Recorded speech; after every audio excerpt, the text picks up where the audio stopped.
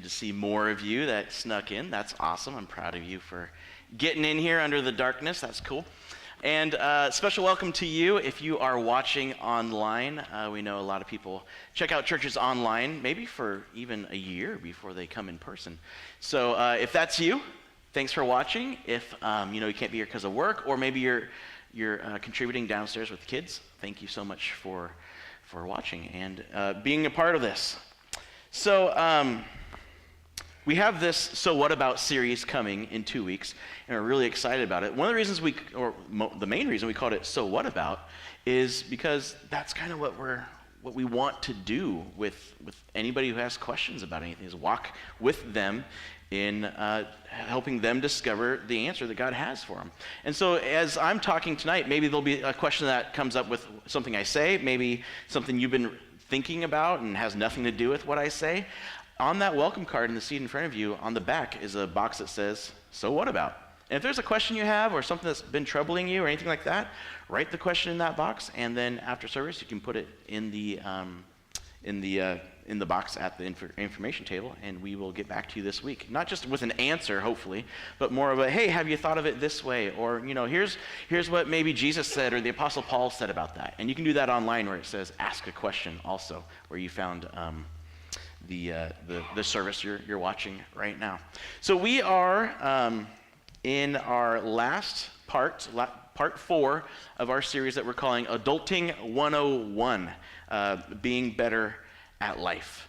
The reason we did this because it's a new year, and you know what I've been discovering as I get older and older, I know you guys don't do this, but being an adult is hard. It's not at all what I thought it would be. When I was 16, when I was thinking to when I was going to be 36, I was like, man, I'm going to have it all together. I'm going to be making this much money. I'm going to be having these many kids. I'm going to be driving this. No, it's not that. In fact, being an adult is hard. And I thought it was just me until, I went to the wealth of knowledge that we have in this world that we call Twitter. And so I went to the philosophers of Twitter, and I asked them, what's it like to be an adult? And here's the answers that we found. Here's adulting tweets. One of the weirder things about being an adult is having a favorite stovetop burner, yet nobody talks about it. Right? That's the one I use. I don't know about you. Or you have your favorite. Okay, being an adult is having the we have food at home talk with yourself. Now see, one of the reasons God gave me a wife is because I never have that talk with myself. She has to have it with me. I say, hey, what do you want to do for dinner? Well, we have this, and this in the fridge. I know, but what do you want to do for dinner? And then we eat the leftovers, which is great. Okay, I'm an adult, and I can eat whatever I want, whenever I want, and I wish someone would take this power from me. You can relate. As an adult, I can literally do whatever I want to do, but I always end up wanting to just go to sleep. Yes, especially, parents. Used to sneak out of my house to go to parties. Now I sneak out of parties to go to my house. Right? See, it's funny because it's true. Spoiler alert, this is for you kids that are about to be adults. Adulthood is 96% of you going, well, I hope this is how it works, and I'll keep doing it till someone yells at me. You feel like that's how it is at work, or, when you're doing the chores that someone else usually does? Anyway. Apparently, being an adult means Googling phone numbers that call you rather than answering them. That's not just me, right? And if you don't leave a voicemail, I'm not calling you back. And why are you calling me in the first place? You can text. Stop being rude. Just text me. Nathan Moody. The only domestic instinct my parents have managed to pass on to me is the tendency to hoard multiple plastic bags in another plastic bag, despite the fact that I will probably never need this many plastic bags in my adult life. You all have that drawer. Good. Being an adult is pretty easy. You just feel tired all the time and tell people how tired you are, and they tell you how tired they are. That's about right. As a child, I thought I'd have to deal with the Bermuda Triangle a lot more than I have in my adult life. And quicksand, and lava. Don't you remember, you were in school and okay, now when you get in quicksand, I've never even seen quicksand. Anyway, and I haven't had to stop, drop, and roll at all either, which they made it sound like every other Saturday you're gonna catch on fire and have to roll around. Anyway, remember when you were little and you'd fall on the trampoline and everyone would just keep jumping so you couldn't get back up? That's being an adult. Number 1, not leaving my room. Number 2, not leaving the house. Number 3, missing someone's birthday party. My childhood punishments have become my adult hobbies.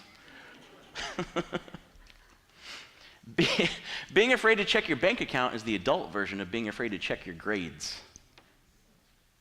See, they're deep, aren't they? These philosophers, they're deep. Me as a kid, I can't wait until I'm an adult and nobody can tell me what to do. Me as an adult, someone please tell me what to do. Which is why we are doing this series, Adulting 101, because being an adult is hard. In fact, you just become an adult. You just, keep eating your veggies and stay out of trouble, and you become an adult, but you don't succeed as an adult just by being there, right? It actually takes work. In fact, we've been saying throughout this series that if you want to have a better life, we need to be better at life. And so we've been working on some tools. The first week we talked about setting goals and how to meet those goals. And then we talked about relationships and how to be an adult in a relationship, and asking the question, what does love look like, is really the key to healthy relationships. And then last week, for the 75% of you who weren't here, we talked about how to be an adult with money. And I made the mistake of telling you the week before that we were going to talk about money, and then for some reason you were all like, oh yeah, I don't really need to go to that one. So you conveniently missed it. That's cool. It's online. Go online and watch it, which I know some of you did. I'm just giving you a hard time. I hope the football game was worth it. So this week, we're talking about adulting, finishing it off with talking about work. I know, I really thought you were going to cheer right there. I don't know. Thought you'd be excited to talk about work. See, I don't know. I hate work. I hate it. I mean, look at me. Obviously, I hate work, right? Now, I love my job, but I hate work, and we'll talk about that in a little bit. But work and jobs aren't necessarily the same thing. They can be, but when I say work tonight, I kind of want to just make sure we're all on the same page here. When I say work, here's what I mean. Work is whatever you have to do that you don't want to do. So even if you're retired, you have work. Even if you're 12 years old, you have work.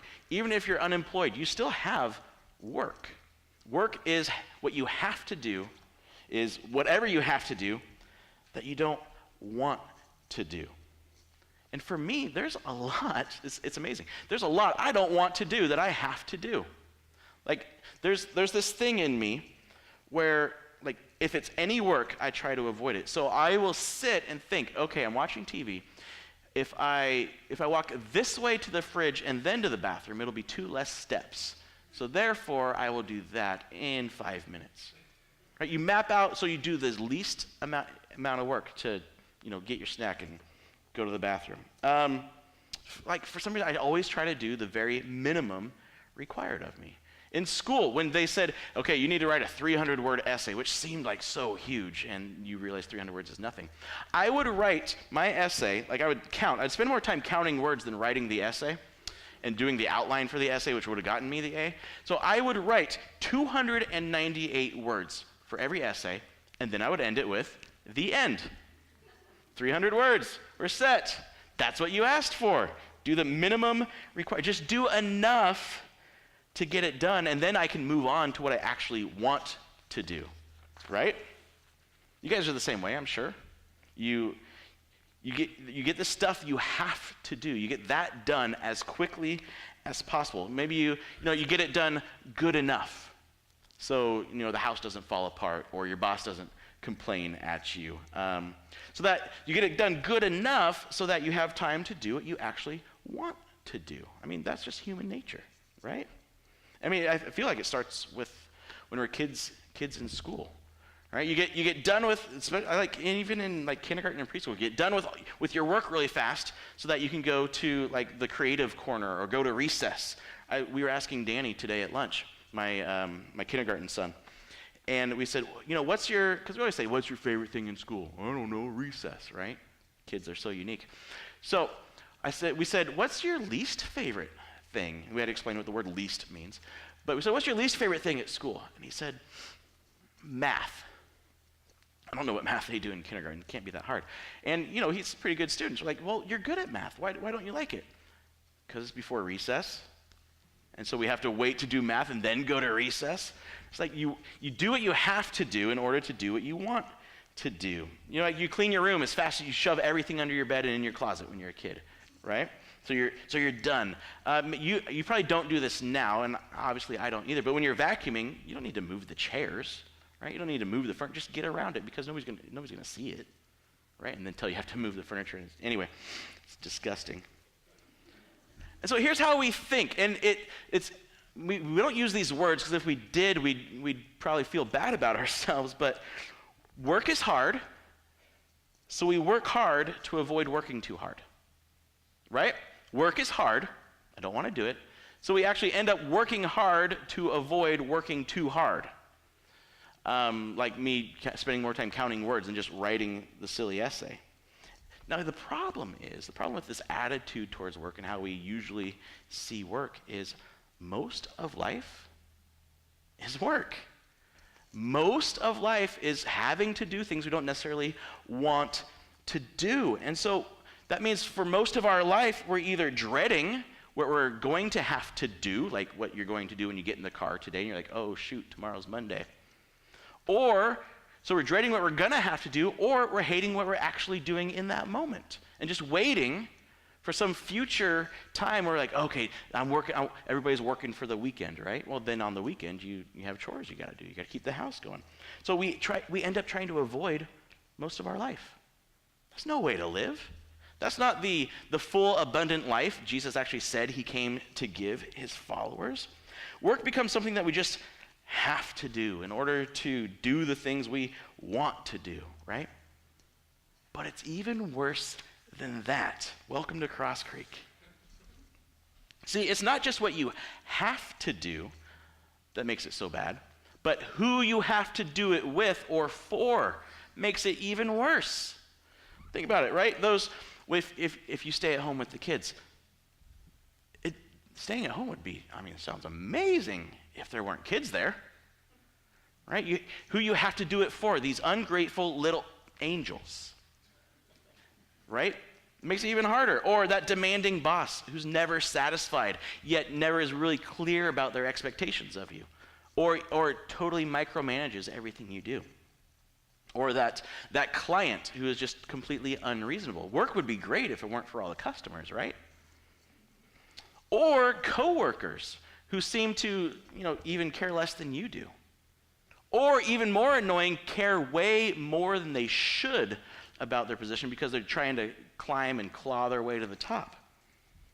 No wonder we don't want to work. And so here's something I've discovered. I'm sure you've discovered. I'm not telling you anything new. But work often forces us to do what we don't want to do with people we don't want to be with. And that's most of our life. Work forces us to do what we don't want to do with people we don't want to be with. Now, this obviously is a broad generalization, but I think in some areas of our life, in our work life, we see this is true. Now, here's the thing, though. This is a universal problem that most of us have, but it wasn't always like this. It wasn't meant to be like this. In fact, work is not bad. Work was part of our original perfect design. When God created the first man, however he did that, and the first woman, however he did that, and we call them Adam and Eve. I believe there was a real historical Adam and Eve. There's evidence that Jesus believed that too, so I believe it. I can tell you why. That makes a difference for me. But in our original design, there was work. Here's what it says in the account of the first man. Like God made the man, and then the Lord God took the man, Adam, and put him in the Garden of Eden to relax and take it easy and live off his pension. No, to work it. Not work it, but work the land. And take care of it. Work was actually part of our original. This is before there was any sin or any evil or any sickness or any bad stuff in the world. There was work, and it was good, and it was what he was designed to do. We are designed to work. We're designed to work, yet we try to avoid it most of our life. Here's the thing, Adam didn't hate it.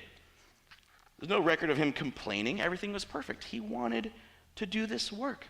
So what's the difference? I mean, why did originally, with our original design, we enjoyed work. It was great. It was definitely part of who we were. And now we hate it. We try to avoid it. What's the difference? I would say purpose. Purpose. Adam knew why he was doing what he was doing. God had designed this garden. It was his job to take care of it, to cultivate it, to make it grow. He had purpose. We want purpose to our work. See, there's people who love their jobs. You can still hate work, but love their jobs, which could be work. They could hate it. Another person could hate it, but they have a purpose behind it. There's a reason they do it, and it motivates them. I mean, some examples, right? And maybe you're not in high school yet, but your high school physical fitness test, right? If you weren't the sports ball type of person, it was just something you had to do. Right? You had to run that mile, you had to climb this rope, or whatever your physical fitness thing was. You just got it done. I remember in middle school, we always had to run the mile.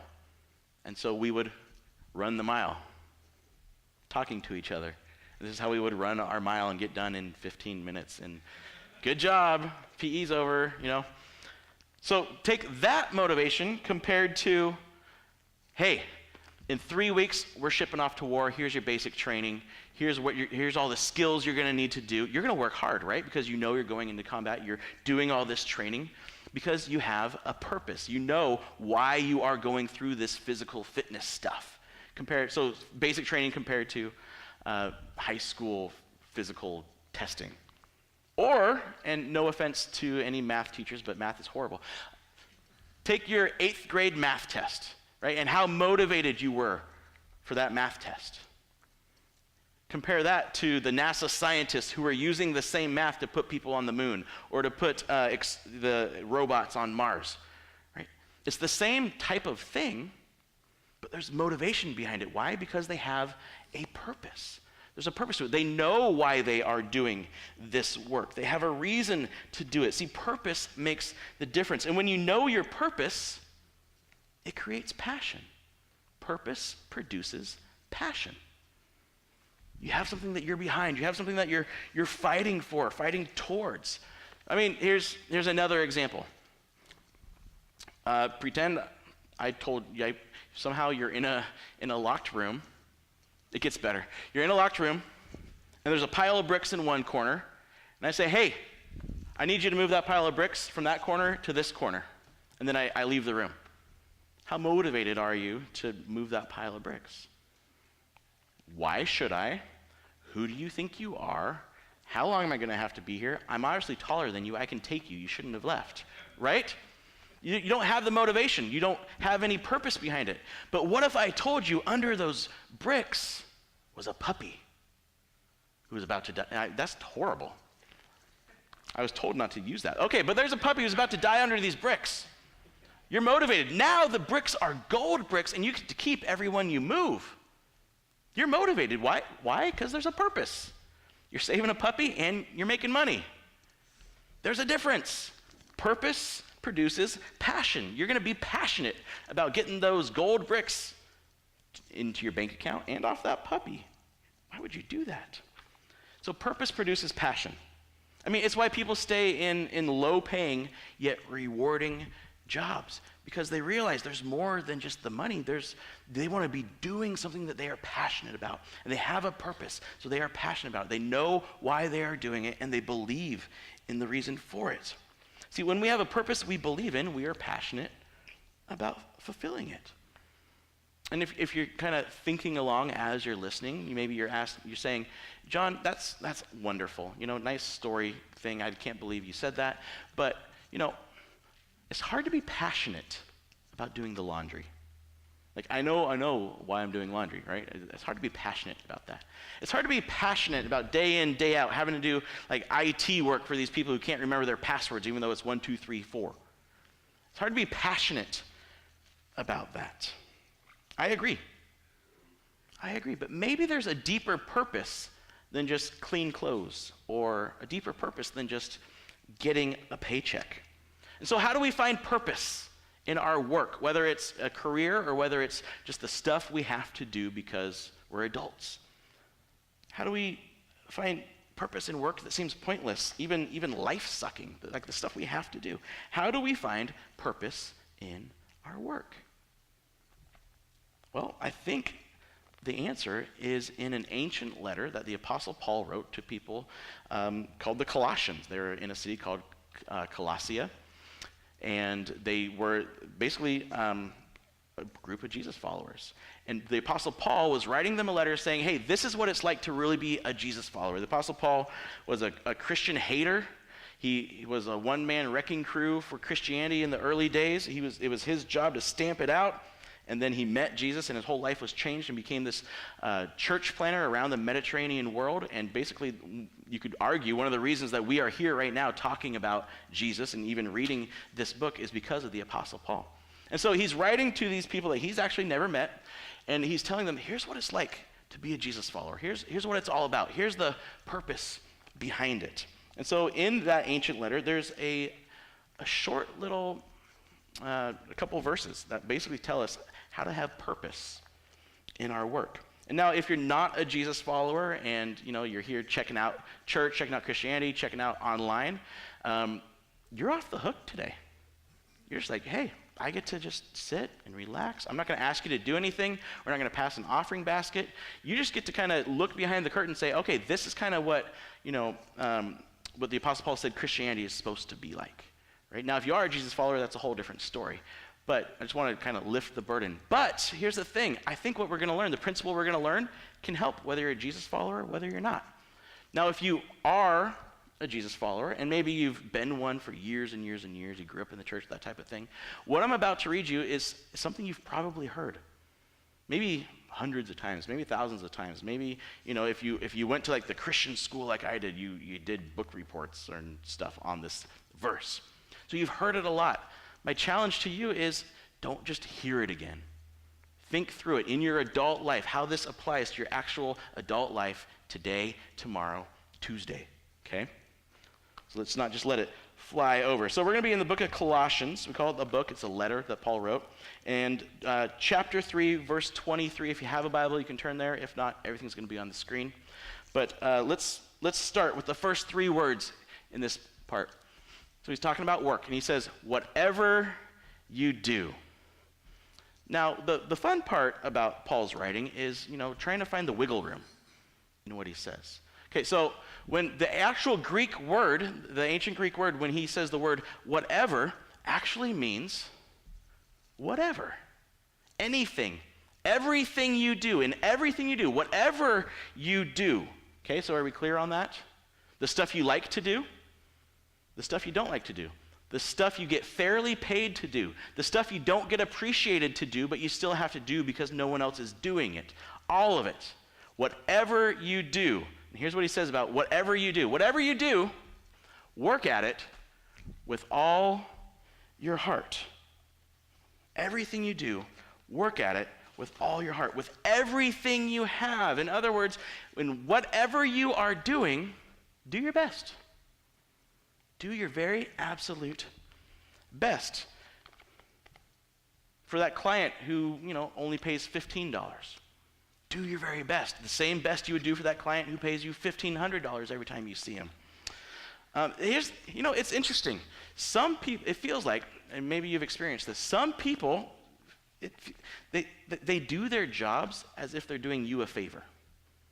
Right? Have you ever experienced that? Where maybe you go to get some help maybe with your phone or something, and you get there and they're like, what do you need? You're welcome that I showed up to work today. Oh, that's what you need? Oh, okay, whatever, right? So we've been looking for a new car because our other car got totaled, and we've been going to car dealerships and working with sales people, and man, that's fun. That's really the best experience. But it was interesting. We would go to one dealership, and we got an older guy, and I'm not going to tell you where. I'll tell you later if you want. They're not paying me to tell you the good stuff. So anyway, we get this one dealer who he really didn't seem like he cared. We said, hey, we're looking for this, this, and this. He's like, oh, okay, maybe something out in the back lot. And so we say, and he starts walking. And we're like, okay, are we supposed to follow you? And like, so we did, because he kind of like, so we walk with him, just kind of talking. He's talking like this. We couldn't even hear him. And we get to this car. It's totally beat up. It's disgusting. It's, not what we wanted at all. And then, so we're kind of checking it out to see if we like this style of car, and turn around, he's, lighting. He's like, oh, do you mind? I'm like, well, no, I used to smoke. It smells good. But who does that, with a customer, right? And so it's like he was just annoyed that we were there trying to buy a car from him and get him his commission. It was weird. Then we went to another dealership with this 19-year-old kid.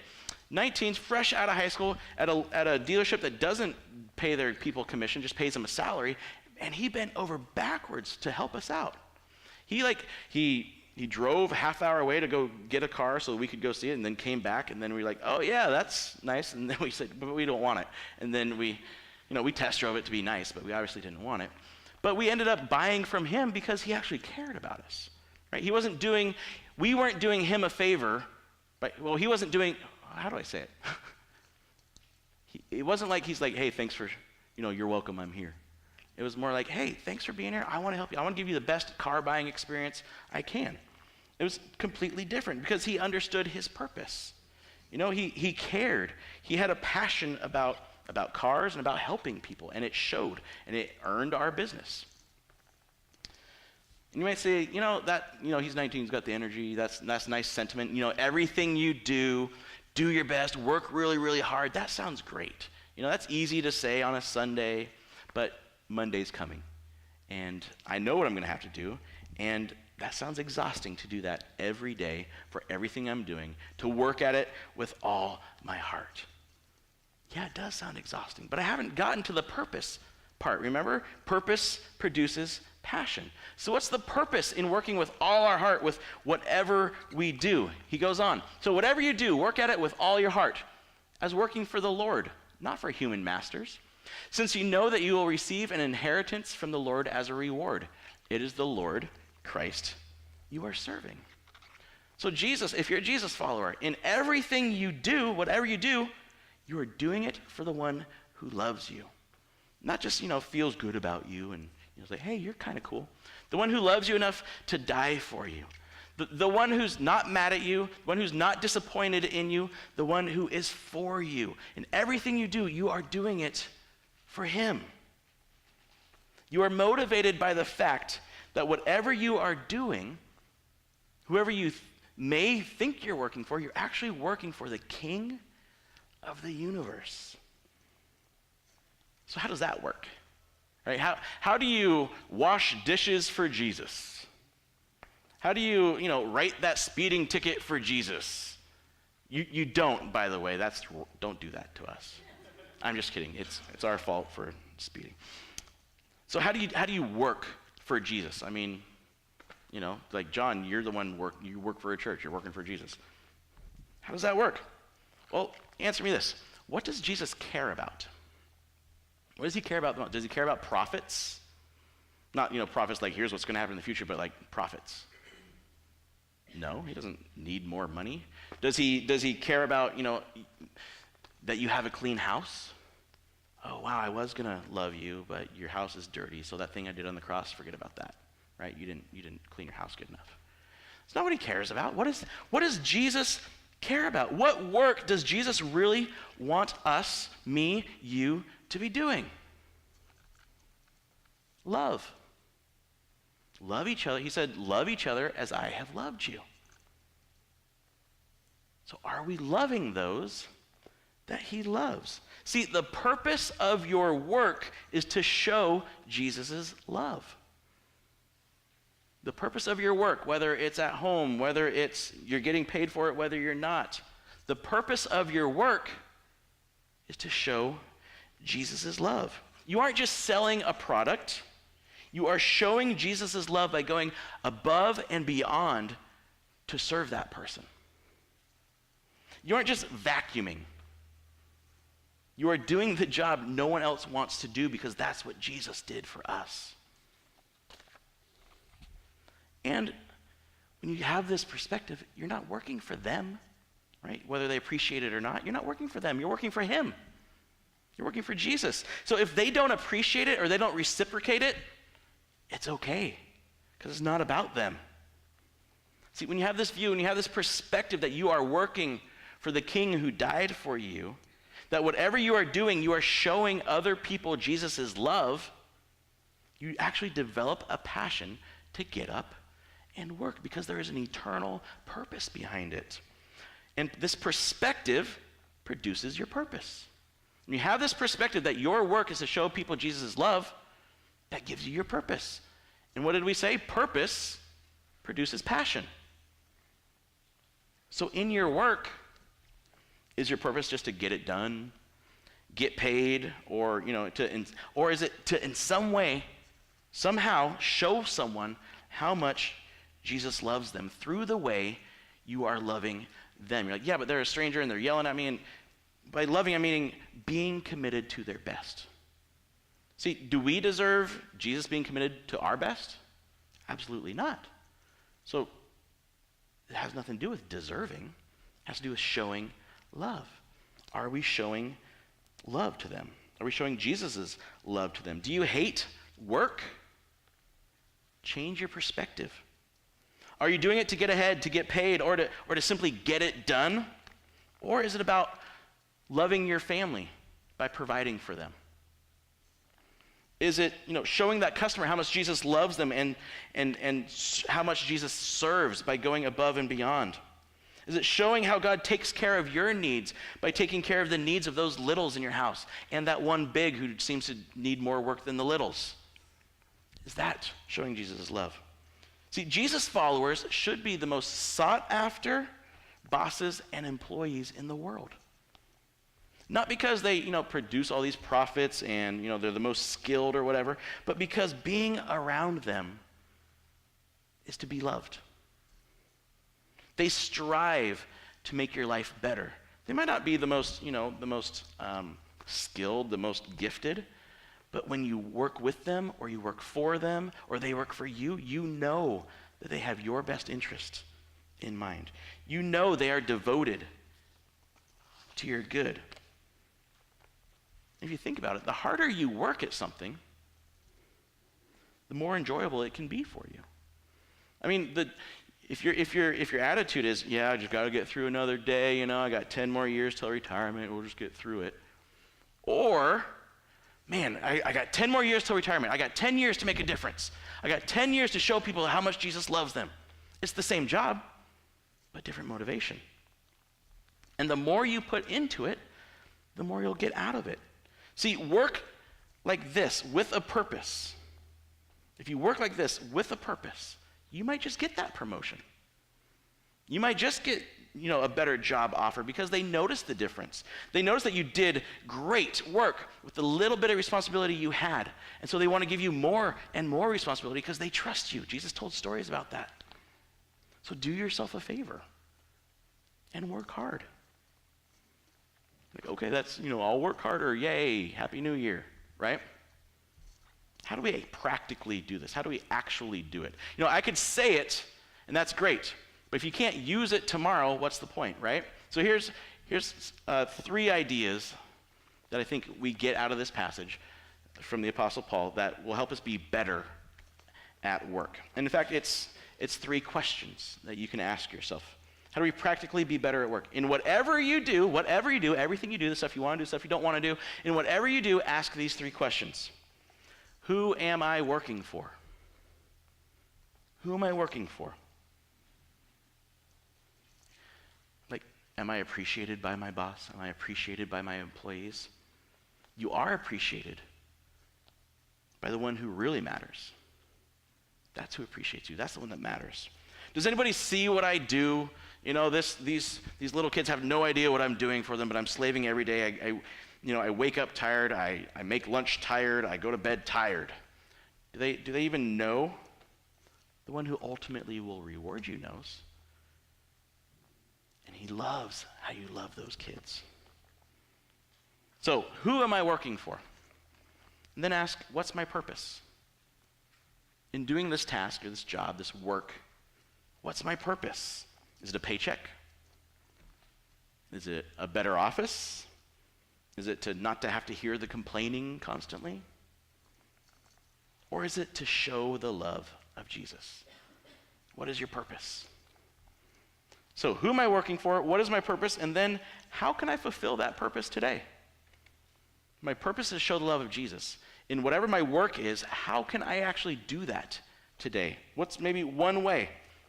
Then ask for opportunities to do it. And then ask for God's strength to do it. Because if you try to do it all on your own, you'll get exhausted.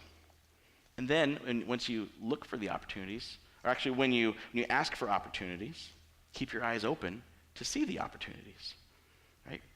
Instead of just looking down, look up and see who's around you. Who can you serve today? And you'll actually find that you will develop a passion to do the job, to do the work that you used to dread, because now you have a purpose. And that purpose produces passion. You now have a perspective that gives you purpose, and a purpose that makes you passionate. In fact, for me, my natural, if you know me well, my natural bent is not people. You're like, why are you a pastor? I'm getting to that. When I was like 5 years old and my dad was a pastor, I used to say, I want to be a pastor when I grow up. I didn't know what that meant. I got older, I knew what a pastor was. Like, there's no way I'm doing that. I don't like people. You guys are cool. But I don't like other people. In fact, the reason I play guitar, and that was like my first thing being on stage. The reason I learned guitar, the reason I got on stage to play in a band, was so I didn't have to mingle with people. Because when you're up on stage, you don't, oh, I'm tuning my guitar. I don't have time to talk to you, right? I could hide on stage. I didn't have to talk to anybody. And so I became a teacher. Not because I like kids. Couldn't stand them. Because I loved history. And if you love history and you want to make money, you have to be a teacher. So I became a teacher. Not just any teacher, a middle school teacher. The worst kind of teacher. And so I would tell the kids on day one, I'm not a teacher because I like kids. I'm a teacher because I like history. So we're going to learn history. That was really motivating for those 13-year-olds. But slowly, something started to change. I started to change, my perspective started to change. And my whole life, I loved history, just loved everything about like medieval Europe and, ancient Rome and all this type of stuff, American history, all of it. Loved it. I started getting bored with it. And actually started caring more about the kids than history because my perspective started to change. And then the weirdest thing happened, something I swore I would never do. I became a youth pastor. Like a pastor for like teenagers. Like I hated youth group growing up. I grew up in the church. I hated youth. It was all about like swallowing live goldfish and throwing whipped cream at people and that type of thing, which, when I was a youth pastor, we didn't do that stuff because I hated it. But I said, I will never be a youth pastor. But my heart got changed. My perspective changed. And I actually loved kids more than I loved history. But as a youth pastor, I said, this is great. There's not a whole lot of expectations on me. I can, tell kids I'm cool and they still believe me, so that's awesome. But there's no way I'm ever going to become a pastor for adults, right? I mean, by the time you're an adult, you should have it figured out. Kids, they need help. And, kids are a lot more fun than adults. No offense, you know it. So I said, I'm never going to do that. But then my perspective started changing again because my perspective was Jesus. How can I best show Jesus' love? How can I best show Jesus' love to these kids? I started thinking about it. I had these kids in youth group for like an hour a week. That was it. But the parents lived with them day in, day out. The parents set the culture of the home. So if I could show the parents what it means to love like Jesus, to be loved by Jesus, then that would change the kids' lives. And my perspective started to change again, and it gave me a purpose, it gave me a passion, and now I have this job where, 10 years ago, you'd be like, you're gonna be part of starting a church and no way. But now it's like a job that I'm like, oh my gosh, you guys pay me? That's ridiculous. I would have done this for free. No, I'm not gonna say that. The people who decide my salary are in here, so. But So my perspective changed, and it gave me a purpose, and now I'm doing something I'm truly passionate about because of that change of perspective. So, I'm not saying that to brag. I'm saying that can be all of us. If you change your perspective, whatever you're doing, whether you change your job or not, whether you get a job or not, if your perspective is Jesus and your purpose is showing his love, it'll produce a passion for what you're doing. What if you didn't have to dread what's coming tomorrow? What if you didn't have to know that when you go to sleep tonight, you're going to have to wake up and have to do what you don't want to do, and you have to do it all week long? What if that wasn't the feeling? What if every day you had passion to do what you had to do? Yeah, you have to do it, but what if you had passion behind it? What if what you had to do turned into what you want to do? What if everything you had to do actually had a true purpose behind it? Wouldn't that make life better? So let's be better at life by changing our perspective, by fulfilling our purpose and developing a passion for work.